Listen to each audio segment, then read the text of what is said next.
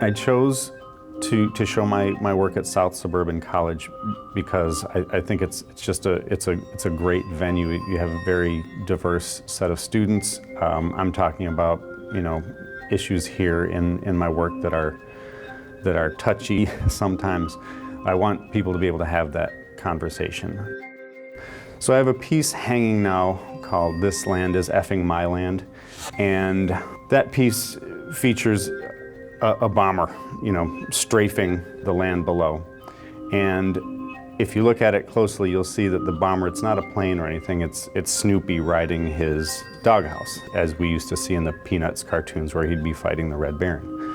So that's a cute, sort of fun, sort of a war image. Back in the day, maybe that was something to be lauded. You look at what's going on now, it's like, who are we fighting now? It's confusing, it's murky, it's something that we're not invested in our day-to-day. We see blurbs on the news, we see little snippets on CNN. So when I have images of bombers and the Pillsbury Doughboy, I'm really looking at violence against the individual, violence against childhood notions of innocence. You know, we live in our own echo chambers. We live in our own bubbles where the things that I post on Facebook are echoed by my friends on Facebook. And if they're not thoughts that are echoed by them, they're gonna unfriend me.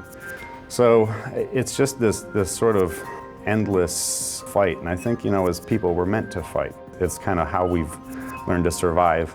But at some point, I think we've really made our biggest accomplishments by not fighting, by working together. And so then the question is, how do I, as someone who has views coming from one point of view, communicate with someone from another point of view? Although my art is largely about conflict, I'm not taking any position in what's going on right now, because I think what we really need to do is just start talking and listening to each other and stop learning everything through media sources that are feeding us.